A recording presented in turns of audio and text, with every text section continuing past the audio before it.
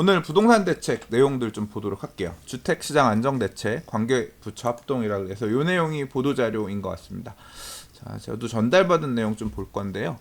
추진 방향, 동향, 평가, 주요 추진 과제들. 아까 좀 전에 방송 많이 보셨지만, 제가 느낀 거는 뭐였냐면, 일단 보유세 부분을 많이 건드렸고요. 그 다음에, 3주택자 이상에 대한 종합부동산세 많이 과세하겠다라고 했던 부분들이 조정 대상 지역, 말 그대로 규제가 적용된 지역에 갖고 있는 경우에는 2주택자부터 건드리겠다고 한 거고, 아까 김동연 부총리가 얘기한 내용에 보면 기존에 내고 있던 종합부동산세가 2배 정도, 그러니까 보유세가 한 2배 정도 이상 늘어나는 그런 효과들이 보이기 시작했거든요. 그래서 언론에서 보면 뭐 어떻게 바꾸면 지금 130만 원 내던 아파트 보유세가 뭐 1,300만 원 이렇게 10배씩 막 늘어나고 그런 모습까지 보였는데, 제시된 금액 가액으로 놓고 보면 그 정도까지 늘어나는 거는 아닌 것 같아요. 근데 일단 조세 부담이 늘어나는 부분들에 대해서는 많이 언급한 게 있는 것 같고요. 사실 제가 방송을 보면서 한쪽으로는 국토부에서 따로 나온 세부 자료들 이런 거 봤는데, 주택법 부분 바뀌는 내용들도 있고 좀 내용들이 많이 있어요. 그래서 오늘 지금 요 내용 보고 그 내용까지 좀 같이 이어서 조금 살펴보도록 하겠습니다. 자, 일단 이번 대책에서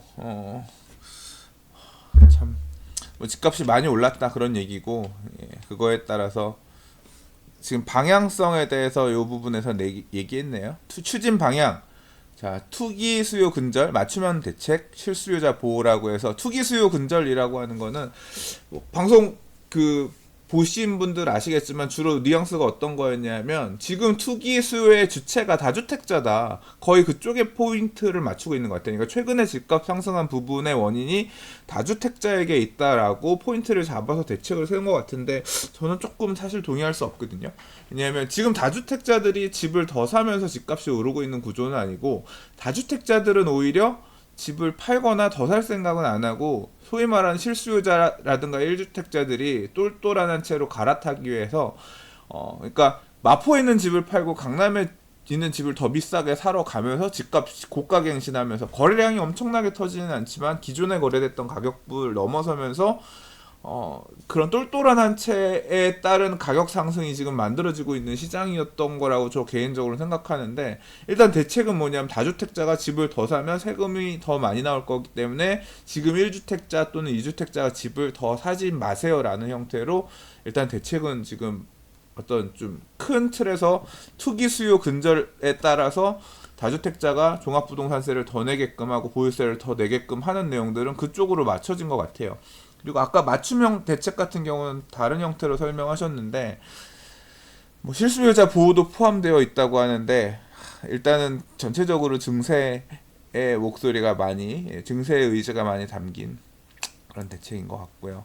그래서 이 부분을 해결하기 위해서 어떻게 가느냐, 종합부동산세 고가주택의 세율 인상, 그래서 과표 3억 원 초과 구간에 대해서 0.2에서 0.7%포인트 더 늘리겠다. 1주택 지금 3주택 이상자 조정 대상 지역 2주택 이상자의 추가 과세가 들어간다고 하는데, 그러면 이게 지금은 그러니까 1인이 2주택 갖고 있는 경우에 6억 초과분에 대해서 내고, 1인이 1주택 갖고 있는 경우에는 9억 초과분에 대해서 종합부동산세를 내거든요. 근데 조정 대상 지역에서는 2주택자 이상 추가 과세한다 그랬고, 과표도 3억 원 초과 구간으로 과표 구간을 밑으로 한 단계 더 내려서 3억 초과분에 대해서 부과하겠다라고 하는 거니까 종합부동산세 부담은 더 늘어날 것 같아요. 그리고 세부담 상한 상향도 드디어 추가됐네요. 이게 전년도에 내가 세금으로 얼마 냈던 금액이 있는데, 1년이 지나면 그 다음에 세부담 상한이 150%로 정해져 있기 때문에, 예를 들어 작년에 100만원 세금 냈다고 하면 내년에는 아무리 많이 내도 150만원밖에 못 내게끔 이렇게 되어 있는데, 계속 보도자료 나올 때 세부담 상한 설정은 300%까지 할 수 있다라고 했거든요. 이 얘기는 뭐냐면, 올해 100만원, 내년에 300만원, 내후년에는 900만원 될 수 있다는 얘기잖아요. 그렇게 그러면 이게 말이 돼요? 아무튼 그런 기준 자체 세부담 상향을 설정하겠다라고 했는데, 이 부분도 이번에 포함을 할 건 것 같아요. 이 자료는 지금 이제 뭐 기자분들이나 이런 쪽에서 돌아다니는 내용들을 뭐 부동산 관련되어 있는 분한테 얻었어요. 그 얘기고요. 그리고 이제 추가적으로 기존의 다주택자가 더 사는 부분에 대해서 많이 좀 강제를 하기 위해서 규제를 넣은 것 같은데, 다주택자가 2주택 이상 세대가 규제 지역 내 추가 구입할 경우에 담보대출 유동성을 극도로 억제하는 부분이 좀 추가가 된 것 같습니다. 그리고 그러니까 대출 받아서 집 살 생각 더 하지 말아라. 기존의 주택 보유자들한테 이런 기준들을 적용하는 것 같아요. 그리고 뭐 계속 언론에서 얘기되고 있었던 그 조정 대상 지역의 일시적 2주택자 양도세 비과세 기준 강화한다 그래서 종전주택 1년부 그러니까 그러니까 그 일시적 1세대 2주택 같은 경우는 이거죠. 내가 집을 갖고 있었는데 새로운 집을 사고 3년 이내에 기존 주택을 양도할 경우에 비과세 될 수 있었는데 그 기간 자체를 2년으로 다시 원상 복귀한 겁니다. 과거에 2년이었어요. 일시적 1세대 2주택에 대한 기준은 원래 2년 이내 기존 주택 처분이었는데 이게 이제 워낙 하락장에서 단기간 안에 집이 안 팔리다 보니까 이 기간을 3년을 올렸는데 조정 대상 지역으로 가면 이게 2년으로. 왜냐하면 여전히 지금 경기가 안 좋은 그런 지역들 같은 경우는 잘 안 팔리는 지역들이 있으니까 거기는 3년으로 그대로 두는데 조정 대상 지역의 경우만 이제 2년으로 간다 이렇게 바뀐 것 같습니다.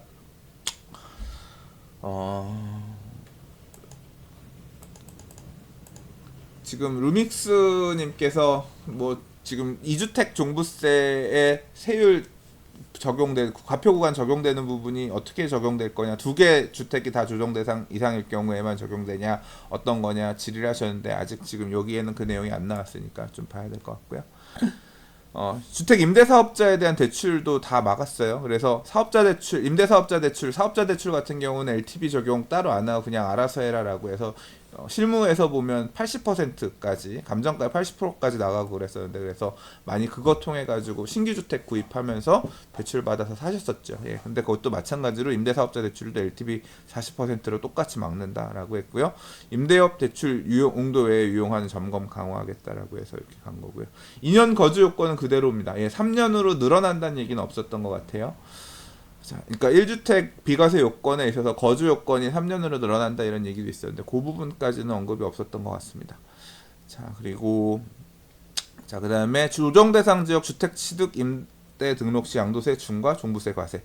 요거는 아까 경제부총리께서 하신 얘기 들었을 때는 앞으로 조정 대상 지역 이상의 신규 주택 취득을 해서 임대사업자를 내서, 그러니까 투자 목적으로 임대사업자 내면서 사야지라고 살 경우에 양도세도 중과하고 종부세도 과세하겠다. 그러니까 기존에 보유했던 주택을 임대사업자 등록하는 거에 대해서는 얘기를 안 했지만 앞으로 조정 대상 지역에 주택을 취득해서 할 경우에 양도세 중과 종부세 과세 등 하겠다라고 했습니다.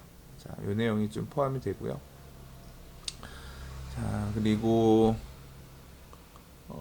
수도권 공공대치 39. 이건 이 주택 공급에 대한 부분은 오늘 많이 얘기는 안 했는데, 요거는 21일 날 아까 얘기 들으셨겠지만 9월 21일 날 국토부에서 추가적으로 발표한다 그랬습니다. 그래서 공공택지 개발하는 내용들 어디 공공택지 공급할 것지에 대한 얘기는 9월 21일 날 발표한다 그랬고요.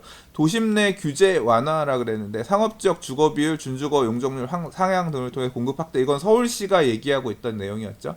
서울시 박원순 시장이 이런 식으로 해서 오피스나 오피스텔 지을 주택들을 주거용지, 주택지, 아파트 지을 용도로 바꿔가지고 주택 공급하겠다라고 한 내용은 서울시에서 그런 식으로 하고 서울시는 그린벨트 안 풀고 싶다라고 했던 얘기를 그대로 담았네요. 그래서 요건 그렇게 됐고, 이거 외에 아까 발표하면서 조금 들었던 얘기는 뭐냐면 그 소규모 주택 정비 사업 활성화해서 주택 공급하겠다. 빌라 세대 더 짓겠다. 소규모 아파트 가로주택 정비 사업, 소규모 주택 정비 사업 더 하겠다라고 한 내용들, 그거 좀 추가되는 내용이 있었던 것 같고요. 그다음에 종합부동산세 공정주택 공정시장 가액 비율 추가 상향 조정. 원래 종부세 대책 나왔던 내용에서 좀 점진적으로 올리겠다라고 하는 내용을 더 급격하게 올리겠다라는 내용도 좀 포함된 것 같습니다. 그리고 이 내용은 제가 지금 제 블로그에 올려놨어요. 거기 가서 다운받아 보시면 돼요. 보시고 싶으신 분들은 보세요. 어디서 보시면 되냐면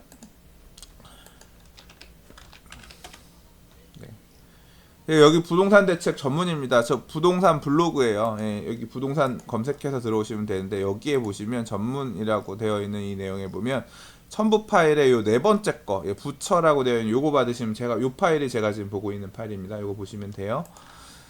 자, 그리고 지방 미분양, 뭐 요거는 사실 지금 보고자 하는 메인은 아니니까 대충 넘어갈게요.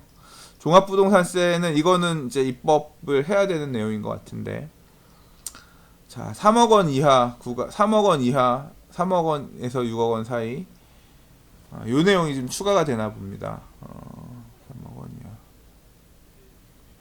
저는 이거 사실 막 얼마 더 하면 세금이 얼마 더 늘어나고 이것까지 디테일하게는 잘 모르겠어요. 근데 뭐 최대 3.2% 추가된다는 얘기는 94억 원 초과니까 엄청 큰 부분이고, 실질적으로 더 많이 늘어날 부분은 요 부분일 것 같습니다. 과세 표준이 3억에서 12억, 한 12억에서 50억 이 사이 정도일 것 같은데, 그래서 지금 자, 요런 내용이네요. 3주택 이상, 그 다음에 조정 대상 지역의 2주택. 아마 요거는 아마 그 내용 같습니다. 조정 대상 지역에 2채 이상 가진 경우에는 그냥 아닌 지역이랑 포함해 볼 때 한 0.2에서 0.3, 0.4, 0.5 정도. 실질적으로 대부분 다주택이라고 하더라도 과세 표준 기준으로 해서 12억에서 50억. 야, 이게 98억 원까지가 뭐 이 정도니까, 이건 진짜 비싼 집이다. 대략 한 요 정도 범위 내 과세 표준 기준으로 놓고 보면 요 범위 정도까지일 것 같거든요. 요 범위 정도까지일 것 같은데, 추가되는 세율이 한 1.8%, 1.3%. 근데 1%만 하더라도 엄청 큰데. 아무튼 그러니까 0.25, 0.5, 0.8 정도 추가되는 이런 선에서 조정이 될 것 같아요. 제가 이 세금 계산은 지금 할 수 있거나 그런 내용이 아니고, 제가 세무 부분의 전문가는 아니기 때문에 아무튼 종합부동산세 건드린다라고 하는 거고, 직접적으로 많이 늘어나는 사람은 3주택 이상 보유자고, 조정 대상 지역에 2주택 이상 보유자는 추가 과세 될 거다. 저는 걸려요. 조정 대상 지역에 집 2주택 갖고 있거든요. 살고 있는 집, 재개발 투자해 놓은 집 걸리는데, 걸려서 종부세 더 낼 거다, 더 내야 된다라는 거 감안해야 될 거, 대비해야 될 것 같습니다. 저 같은 경우는. 과세 기준은 6월 1일 기준으로 해서 걸린다. 이렇게 보면 될 것 같고요. 가족이 아니라 종합부동산세 인별과세입니다. 그래서 세대 기준이 아니라 인별과세이기 때문에 개인 기준으로 해서 3주택, 개인 기준으로 해서 2주택. 만약에 부부가 한 채 갖고 있었다라고 하면 2주택으로 걸리지는 않을 것 같아요. 근데 이거 지금 그러니까 세대 기준이란 얘기는 없으니까 저는 그렇게 해석하는 거예요. 정확한 거는 나중에 좀 더 알아보세요. 종부세 대상 부럽다고 하셨는데, 종합부동산세를 한 거의 10년 가까이 내고 있는 것 같아요. 8년 정도? 재개발 투자를 꽤 오래전 2010년에 경기 제일 안 좋을 때 했었거든요. 그래서 살고 있는 집, 저는 2005년에 분양권 사서 2007년에 입주해서 2년 세주고 2년 뒤에 2009년에 들어와서 그 집에 계속 살고 있거든요. 그 집 하나. 그리고 이사 가려고 재개발 투자 몇 년 있으면 금방 이주할 줄 알고 재개발 투자했는데, 지금 8년이 뭐야? 9년째 묶여 있어요. 안 돼가지고. 재개발 투자 진짜 오래 걸립니다. 아무튼 엄청 힘들었어요. 자, 아무튼 그렇게 된다. 그래서 원래 6억 초과 구간에 대해서 당초 정부가 0.1에서 0.5%포인트 정도 인상하려고 그랬는데, 구간도 3억 원 초과 구간을 신설을 해서 0.2에서 0.7%포인트 정도 더 늘어난다. 요건 나중에 세금 관련된 전문가분들 블로그나 방송이나 유튜브 방송이나 이런 쪽 통해서 얼마 정도 더 늘어나는지 시뮬레이션 한 내용들은 조금 체크해 보시도록 하세요. 자, 그리고 이 아까 지금 세부담 상한 얘기 말씀드렸죠. 세부담 상한이 전년도 재산세 종부세 150%, 올해 100만 원 냈으면 내년에 아무리 많이 내도 150만 원 이상 안 늘어나게끔 세부담 상한이 정해져 있는데, 이게 300%까지 늘어난다는 얘기예요. 올해 100만 원, 내년에 300만 원, 내후년엔 900만 원도 될 수 있다는 얘기예요. 자, 그리고 다주택자 담보대출, 아까 했던 얘기 계속 반복이네요. 신규 주택 구입하면서 담보대출하는 과정에 있어서 규제 지역 내 주택 신규 구입을 위한 주택 담보대출을 금지하겠다. 이게 어디서? 대책 발표 이후부터 주택 매매 계약 체결권부터 적용한다. 9월 14일 계약 체결하는 것부터 해서 이렇게 주택 담보대출은 아예 막겠다. 집을 두 채 이상 갖고 있는 사람은 하나 더 살 경우에 LTV가 세 번째 집 살 때는 LTV가 빵이 된대요. 이건 세대 기준입니다. 그래서 세대 기준으로 해서 대출 금액 조사해 가지고 LTV 빵. 그러니까 2주택자가 하나 더 살 경우에는 LTV 뭐 30 이런 게 아니라 아예 그냥 LTV가 빵으로 이렇게 바뀐다 그래요. 자, 그리고 1주택 세대는 규제 지역 내 신규 구입을 위한 주택담보대출을 원칙적으로 금지하고 예외적으로. 그러니까 주택을 사는 기존의 유주택자가 규제지역, 조정대상지역, 투기과열지구, 투기지역 이런 거겠네요. 그런 데에 있어서 주택 신규 구입을 위한 주택담보대출을 원칙적으로 금지하겠다. 예외적으로 실수요, 불가피한 사유가 확인될 경우 결혼, 거주 변경, 동거 공약 그래서 그런 경우만 제한적으로 대출을 해주겠다. 대출을 꽉 막겠다는 얘기입니다. 자, 규제 지역 내 고가주택 구입 시에는 실거주 목적을 제외하고는 주택담보대출을 금지하겠다. 9억을 초과하는 아파트는 대출을 아예 안 해주겠다는 얘기입니다. 그냥 뭐 투기적 강남 이런데 집 살 때 투기과열지구, 서울 투기과열지구 다 지정돼 있으니까 이게 정확하게 규제 지역 범위가 뭔지 모르겠어요. 주택담보대출을 금지하겠다. 9월 14일 이후에 대출 받을 때 은행에 사전에 좀 확인하셔가지고 대출 받으셔야 될 것 같습니다. 1주택 세대는 기존 주택 최장 2년 이내 처분 조건부에 한해서 예외적으로 허용을 하겠다. 고가주택 살 경우에. 이거 뭐 투기 지역에서 지금 대출, 담보대출 건수 체크하는 거랑 똑같은 얘기죠. 되게 세네요. 약정 위반 사례 발생 시 동차주의 주택 관련 대출을 3년간 제한하겠다. 어떤 식으로 제한할지 모르겠습니다. 자, 그리고 그래서 요게 지금 정리되는 표인 것 같습니다. 1주택 보유한 세대가 투기과열지구 내 주택 고가주택 기준 이하 구입할 경우에는 빵 퍼센트. 이 기준이 조정대상 지역 이상이에요. 그러니까 아까 지금 위에 있는 규제 지역이라고 하는 게 조정대상 지역까지 확대됐습니다. 그래서 조정대상 지역 이상 내에서 주택 보유하고 있는 사람이 대출을 더 살 경우에, 이 집을 더 살 경우에, 신규 주택 구입할 경우에는 LTV가 빵으로 제한되고 예외적으로 기존 주택을 양도한다거나, 그러니까 과거에 투기 지역에 적용되던 규제가 조정대상 지역까지 실질적으로 확대되는 그런 역할이 될 것 같습니다. 고가주택 구입할 때도 그렇고요. 조정대상 지역이 아닌 수도권이나 이런 지역 같은 경우는 대출 제한이 없는데, 조정대상 지역 이상에서는 집 갖고 있는 사람이 더 살 경우에는 고가주택 이하 같은 경우는 완전 빡세게 이렇게 규제가 되고, 무주택자가 살 때도 고가주택 구입할 경우에 여기는 대출이 아예 안 나오게끔 그렇게 막혔나 보네요. 사지 말라. 아예 그냥 사지 말라 얘기인 것 같아요. 네. 근데 1주택 보유 세대라 하더라도 규제 주택 내 실수요 목적의 주택 구입 어려움이 없도록 신규 주담대 허용된다. 이건 뭐야? 여기서 실수요는 뭐지? 봐도 모르겠네. 좀 봐도 잘 모르겠어요. 그죠? 무주택 세대는 죄송해요. 무주택 세대는 40%, 고가주택 원칙. 이거는 고가주택이 아닐 경우잖아요. 고가주택 할 때는 어쨌거나, 그러니까 비싼 집 살 때는 대출 안 해주겠다 그 얘기인 것 같아요. 그죠? 유동성을 아예 집 사지 말라 그런 의미로 강력하게 돈 빌려서 집 살 생각은 하지 마세요라고 해서 강력하게 이렇게 묶는 것 같습니다. 자, 근데 제가 이 대출 관련해서는 지금 생각하고 있는 부분이 뭐냐면, 이게 제도권 금융이잖아요. 근데 비제도권 금융 시장이 지금 계속 나오고 있잖아요. 예를 들자면 P2P 대출 이런 것들.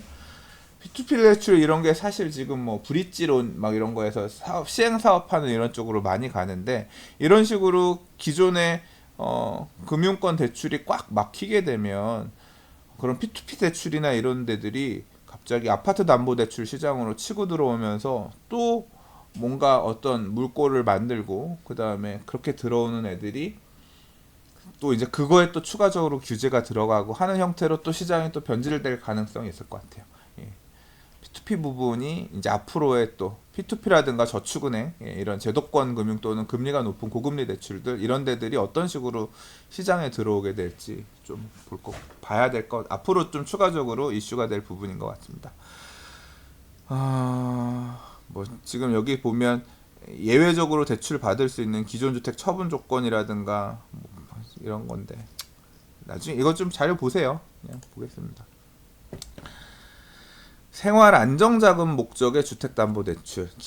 그러니까 신규 주택 구입하는 게 아니라 기존에 갖고 있던 주택에 대해서 막 이거 지금 가게 장사해야 되는데 월세 내야 돼요. 뭐 이런 뭐 생활 안정자금 목적으로 주택담보대출 받을 경우에 대한 내용들의 경우에는 대출을 해준대요. 그러니까 새로 집 사는 경우가 아니라 원래 들고 있던 집 좀 뺏어 쓰려고 하는 그런 경우에 대해서는 그런 부분이 좀 추가되는 것 같습니다.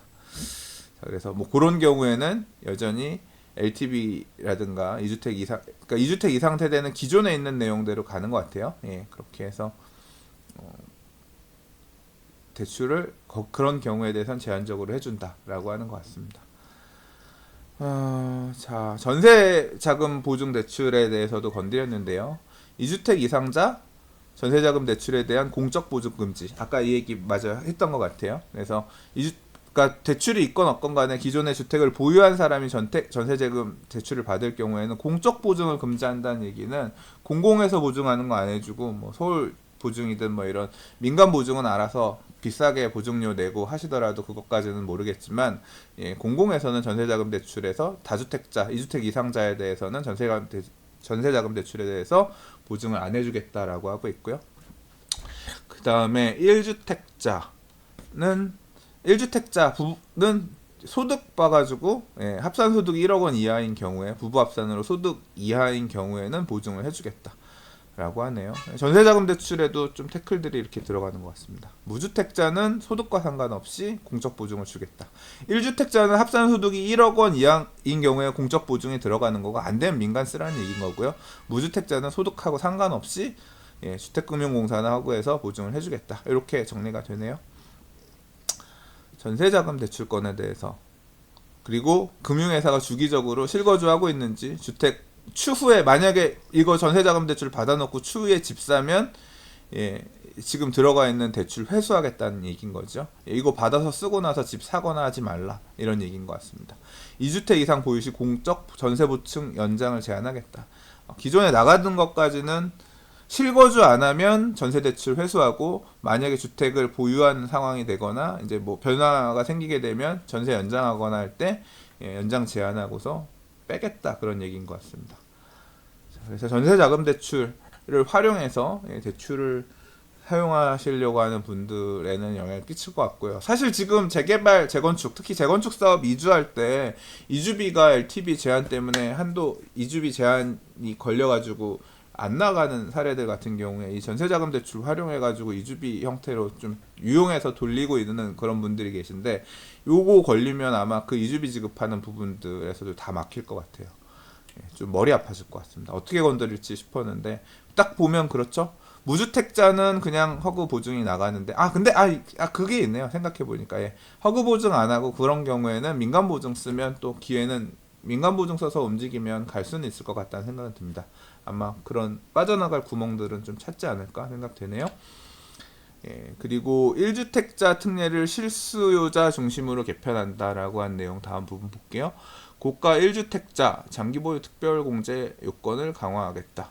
이건 뭘까? 이제 장기보유 공제에 대한 기준 자체가 이게 2년 이상 거주한 안에서 이게 뭐냐면 1주택자에 대한 장기보유 특별공제가 10년 넘으면 그러니까 1년당 30%씩 늘어나거든요. 그래서 3년부터 적용이 돼요. 그러니까 집을 양도소득세 고가주택 같은 경우 우리가 9억 원 이하의 주택 같은 경우는 이제 양도소득세가 1주택자에 대해 비과세가 적용이 되고 1억 원이 초과하게 되면 9억 원이 초과하게 되면 이제 다른 형태로 세율이 적용되기도 하지만 장기보유 특별공제 적용이 돼서 이게 1년당 3%씩 계산해서 10년이면 80%까지 장기보유 공제가 적용이 되거든요.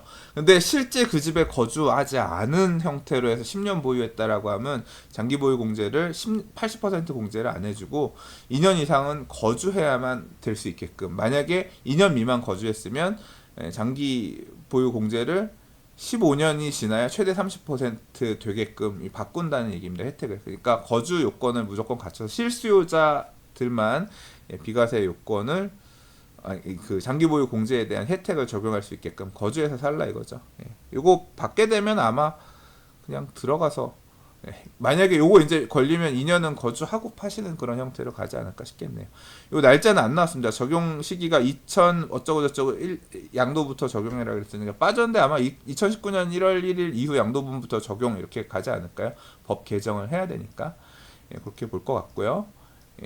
1주택자의 실내이익 보호를 위해서 1년 적용 유예 기간 설정한다 그랬으니, 그럼 이게 내년이 2019년이니까 2020년 1월 1일, 죄송해요. 이게 2020년 1월 1일이네요. 20.5타가 아니라 2020년 1월 1일 양도하는 분부터 적용한다 그랬으니까 1주택자에 대한 장기 보유 공제에 대한 변경된 기준 적용은 2020년 1월 2일 양도부터 적용된다. 그렇게 정리하시면 될 것 같아요. 자, 조정 대상 지역 일시적 2주택의 중복 허용 기간 단축. 앞에 얘기했던 거죠. 조정 대상 지역 같은 경우는 집이 잘 팔린다는 얘기니까 일시적 1세대 2주택에 따른 중복 보유 허용 기간이 지금 3년이었던 게 2년으로 줄어든다. 과거로 원복한다는 얘기입니다. 그리고 요거는 적용 시기가 대책 발표 후 새로 취득하는 주택부터 적용한댔어요. 그러니까 이게 그러네요. 종전 대책 발표 후에 새로 취득하는 주택부터 적용한다 그랬으니까 기존에 있던 사람들에 대해서는 적용이 안 되는 것 같아요. 그죠? 그렇게 이해하면 맞겠죠? 대책 발표 후에 새로 취득하는 주택부터 일시적 1세대 2주택에 대한 보유 기간, 그러니까 허용 기간 자체가 3년에서 2년으로 줄어드는 거고, 대책 발표 전에 매매 계약을 체결하거나 계약금을 지불한 경우에 종전 규정 적용한다 그랬으니까 3년까지 그거는 봐주는 것 같습니다. 자, 임대사업자에 대한 과도한 세제 혜택 조정인데, 지금 임대사업자 관련해서 고민하시는 분들 많이 계셨죠? 지금 임대사업자 등록해야 되나 말아야 되나, 이 부분 저도 좀 궁금한데요. 자, 이건 지금 신규 취득입니다. 핵심이 조정 대상 지역에 신규 취득하는 임대주택에 대해서는 양도소득에 중과하겠다라 그랬는데, 자, 이 신규 취득이 저는 사실 살짝 궁금한 게, 지금 분양권 있잖아요. 그러니까 분양권 같은 경우는 어떻게 적용할지 모르겠어요. 이 분양권은 취득 시점 자체가 내가 과거에 분양 받았다라고 하더라도 취득 시점 자체는 나중이거든요. 사실 그래서 지금 대책 나오는 9월 13일 이후가 되는 건데, 이거 어떻게 적용할지는 좀 저도 확인해봐야 될 것 같고요.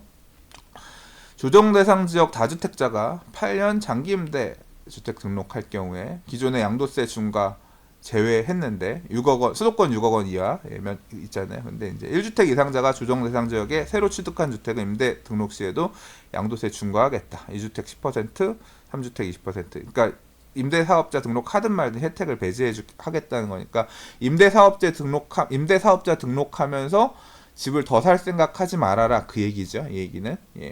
그리고 적용 시기는 대책 발표 후에 새로 취득하는 주택부터 적용하겠다. 앞에까지 취득했던 주택에 대해서 임대사업자 더 내는 거는 적용이 안 된다고 보면 될 것 같아요. 그리고 대책 발표 전에 매매 계약을 체결하고 계약금을 지불한 경우는 종전 규정을 적용한다. 그래서 앞서서 기존의 매매 거래 등의 행위가 이루어진 경우에는 임대주택 양도세 중과가 안 걸립니다. 그렇게 보시면 될 것 같고요. 조정 대상 지역의 신규 취득 임대주택에 종부세 과세하겠다. 같은 내용입니다. 그렇게 종부세 부분에 대해서도 앞으로 대책 발표 후에 신규 새로 취득하는 주택에 대해서는 임대주택의 종합부동산세도 과세하겠다. 배제 안 하겠다는 얘기예요. 1주택 이상자가. 요거는 1주택 이상자가 또 붙었네요. 여기도 1주택 이상자가 붙었네요. 그러니까 기존 주택, 무주택자가 하게 되면, 근데 무주택자는 어차피 비과세 받을 수 있으니까 상관없는 얘기인가? 그러네. 1주택자가 그렇다는 얘기입니다. 자, 그 다음에 자, 다음 내용은 등록 임대주택에 대한 양도세 감면 가액 기준이 신설된다고 합니다. 등록 임대주택에 대한 양도세 감면 내용이 뭐냐면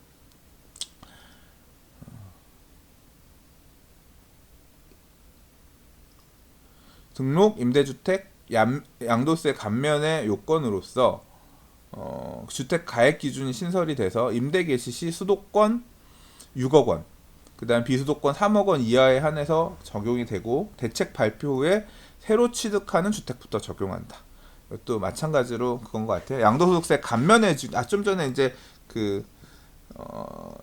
신규 취득 임대주택에 대한 종부세 과세 부분, 그 다음에 이제 양도소득세 감면 기준도 마찬가지로 감면되는 내용도 대책 발표 후에 새로 취득한 주택에 대해서 이렇게 감면되려면 가액이 얼마 이하여만 감면이 된다.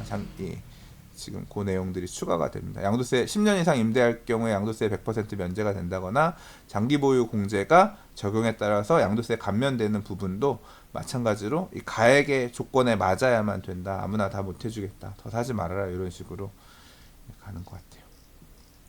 주택 임대사업자에 대한 대출 규제 강화가 또 추가되는데 아까 말씀드렸던 것처럼 투기지역, 투기가열지구 여기 조정대상 지역은 빠졌네요. 보니까 투기지역, 투기가열지구내 주택을 담보로 임대사업자 대출에 LTV 40% 도입하겠다. 이제까지는 보통 막 80% 해줬거든요. 그거 마찬가지로 똑같이 규제하겠다는 거고요. 임대사업자에 대해서는 고가 주택에 대한 신규 구입에 따른 주택담보대출을 원칙적으로 금지하겠다. 임대사업자로 빠져나가려고 한다고 하더라도 이 경우도 똑같이 그냥 적용해서 대출을 못하게끔 하겠다는 얘기입니다. 주택담보대출을 이미 보유한 임대사업자에 대해 투기지역 내 주택 취득 목적의 신규 지담대 금지하고 임대업 대출 용도의 유용 점검을 강화해서 정상적인 대출은 지원하되 사업활동과 무관한 대출금 사용 방지하겠다.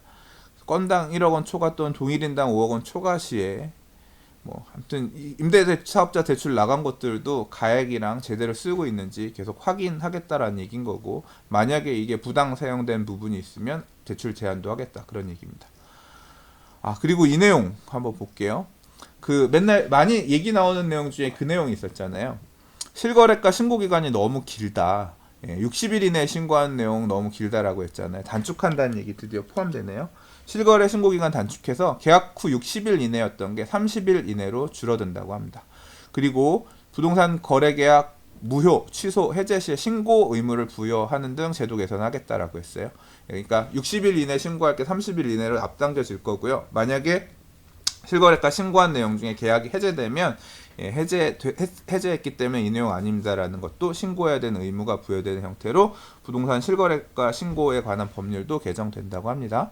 그리고 허위 신고 금지 규정을 만들고 허위 신고했을 경우에는 3천만 원 이하 과태료 부과하는 벌칙 조항도 추가된다고 합니다. 그리고 요거는 이제 공인 실거래가 신고에 관한 법률 아마 개정을 할 것 같고요. 그다음에 자금 조달 계획서에 기존 주택 보유 현황, 현금 증여 등 신고 사항을 추가하고 어떻게 자금 조달할 건지에 대한 내용만 쓰는 게 아니라 기존의 주택 갖고 있다라고 하면 지금 무슨 주택을 갖고 있어요도 써야 되고, 현금 증여에 대한 내용 추가되면 이것도 현금 어떻게 누구로부터 증여받았어요 이런 내용을 구체적으로 써야 되는 이런 부분도 아무튼 추가된다고 하고요. 그걸 통해서 다주택자가 그러니까 기존의 주택 갖고 있는 사람이 그러니까 이 자금 부동산 실거래가 신고 들어올 때 보면 3억 지금 어디 조정 대상 지역에서 3억 원 이상인가요? 아무튼 투기가열지구에서 3억 원 이상인가 아무튼 주택 취득할 경우에는 자금 조달 계약서에 내용 쓰기로 했잖아요. 그 내용이 주택 보유 현황 이런 내용이 추가가 되고 현금 증여가 얼마 들어간다 이 내용이 만약에 추가가 된다고 하면 이 국토부에서 또는 이제 이 관리관청에서 이 내용을 보고 집 갖고 있는 사람 주택을 추가적으로 더 산 거네 보면 그 내용만 체크를 해가지고 조사를 무조건 하겠다. 이제 이런 내용인 것 같습니다. 그러니까 다주택자가 집 더 사지 말라는 내용을 세제적인 측면, 실거래 신고적인 측면, 금융적인 측면에서 다 지금 교차해가지고 아주 그냥 물 셀 틈 없이 지금 이렇게 막고 있는 그런 현상인 것 같아요. 그래서 여기 지금 자기 자금은 어떻게 들어갈 거다. 이 보면 증여 항목이 여기 이렇게 증여 또는 상속으로 받은 돈 요만큼 이렇게 들어가는 거예요. 등등 이렇게 세부적으로 이렇게 항목이 좀 나오는 것 같아요. 자, 그 다음에 일부 인터넷 커뮤니티 등을 통한 집주인의 호가담화, 중개업자의 시세 왜곡, 공동의 시세 조종 행위 등에 대한 별도 처벌 등 제재 방안을 마련하겠다. 공인중개사법 개정 필요하다라고 했는데 이 내용 관련해서는 제가 며칠 전에 부동산 뉴스 읽을 때 읽었던 것 같습니다. 어떻게 제재할 거냐? 이게 뭐 그 공정거래법 상에서는 규제할 수가 없기 때문에 이런 처벌 조항 자체가 공인중개사법, 그러니까 공인중개사법을 개정을 해야지 바꿀 수 있는 내용이 이렇게 한다 그랬는데 아무튼 이 부분 어떻게 규제를 할지 모르겠는데 아무튼 이 벌칙이 아마 추가될 것 같습니다. 자, 그 다음에 투기지역 투기가열지구에서의 민간 임대 매입자금 융자 중단. 민간 임대사업 아무튼 돈 들어가는 것들은 다 막는다고 하고요. 그리고 이 내용 또 아까 제가 보다가 놀랐는데 그러니까 임대사업자가 지금 과태료 임대사업을 하다가 중단하거나 아니면 뭐 임대 인상률 위반하거나 이러면 제한 걸리는 거 말씀드렸잖아요. 예, 그게 양도금지 의무 위반 등등 이게 과태료가 올라간대요. 어떻게? 지금 지금 과태료 1,000만 원 이상이었는데 아까 제가 국토부 자료 봤을 때 3,000만 원 이하로 늘어난다고 그랬었거든요. 잠깐만요, 한번 볼까? 진짜 잠깐 볼게요.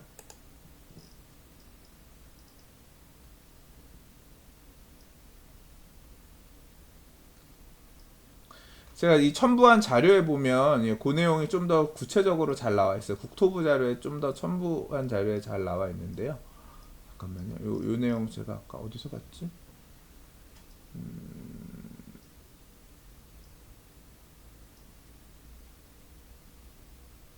네, 여기 있다. 이거 봐드릴게요.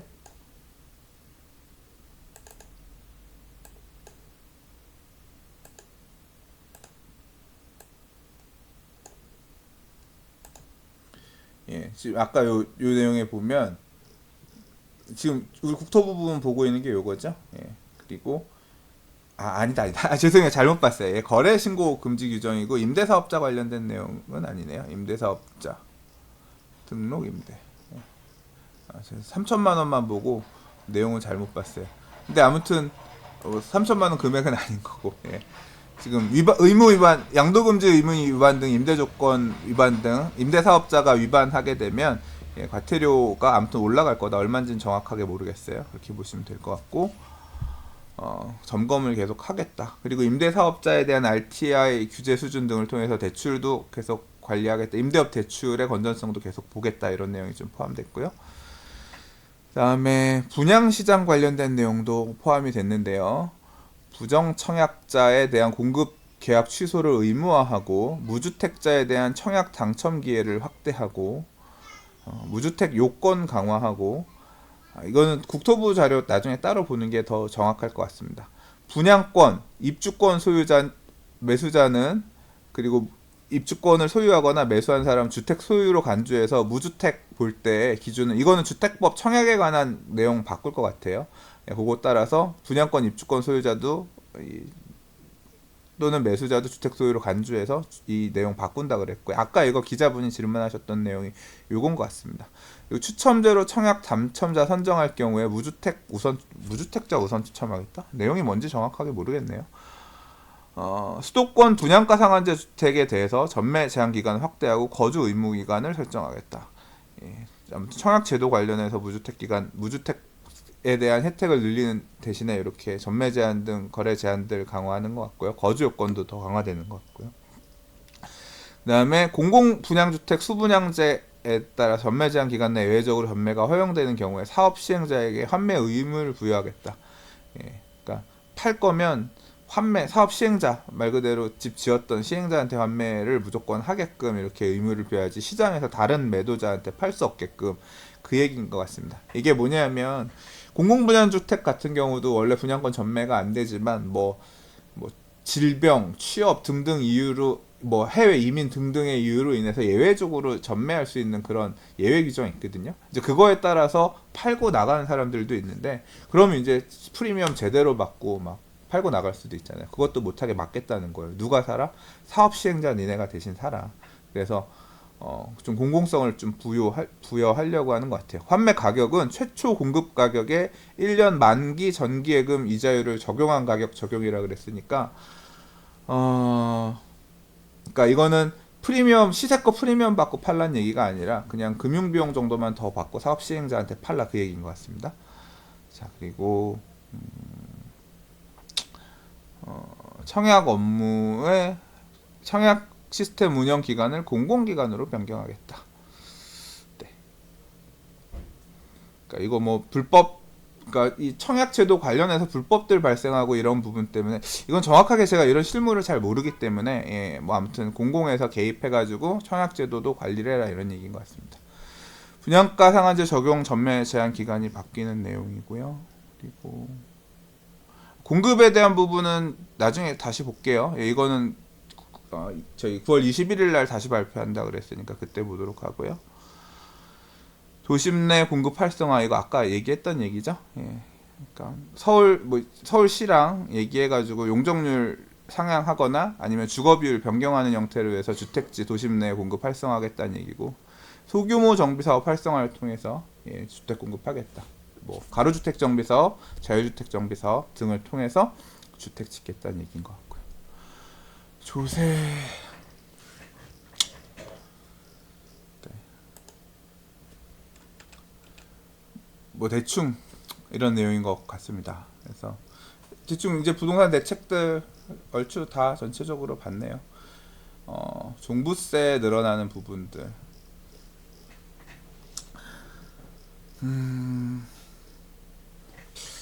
자,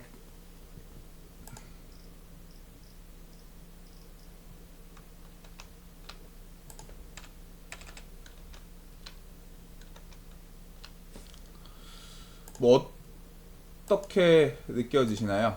예, 보시니까 좀 어떠세요?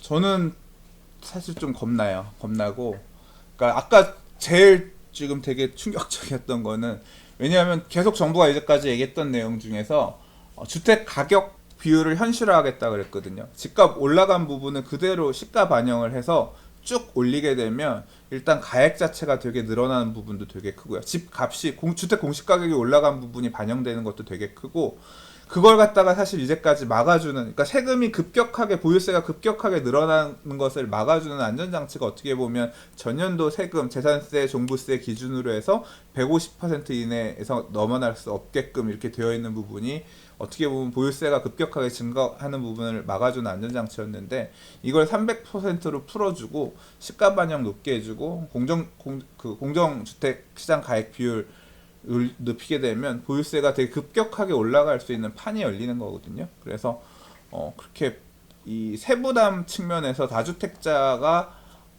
이게 부담을 안 가질 수 없을 것 같고 또 앞으로 금리가 어떻게 움직일지 모르겠지만 금리가 올라가게 되면 이 세부담 올라가는 거랑 금리가 만약에 올라가서 대출 이자에 대한 금융비용 올라가는 게 두 개가 짬뽕이 되게 되면 굉장히 지금 집을 여러 개 갖고 있는 사람들 입장에서는 되게 압박받고 스트레스 받는 영향이 될 수 있을 것 같아요. 전체적으로 부동산 대책 자체는 다주택자에 대한 압박이고 기존에 집 갖고 있는 사람이 집을 더 살 생각 말아라라는 내용을 금융 쪽에서 엄청나게 뭐 금융, 세제, 그 다음에 그러니까 대출 더 받기도 어렵게 만들고 그 다음에 세금도 더 무겁게 보유하면서 무겁게 세금도 계속 일단 차단막 쳐놓고 매수해서 양도할 경우에도 세금으로 다시 다 환수하겠다라는 내용으로 사방으로 다 친 것 같습니다. 대책 자체. 그러니까 다주택자를 되게 타겟으로 해서 촘촘하게 대출은 이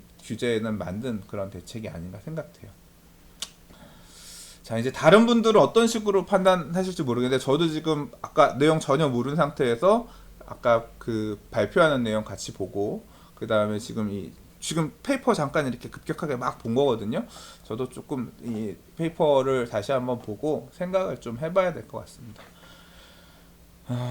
자, 뭐 지금 와 1000분이 넘는 분들이 되게 보셨네요.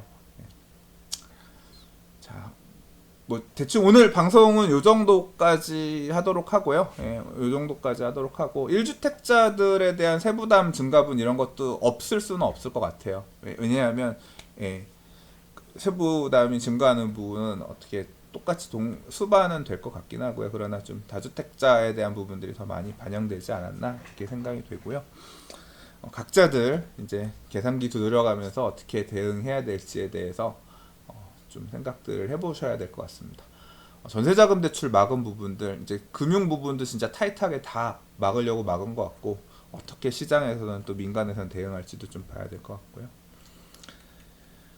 많은 분들이 글을 남겨주셨네요. 예. 제가 다 지금 사실 자료 보면서 이제까지 채창에 올라온 글들은 거의 읽어보지 못했습니다. 뭐 요 정도 방송 하도록 할게요.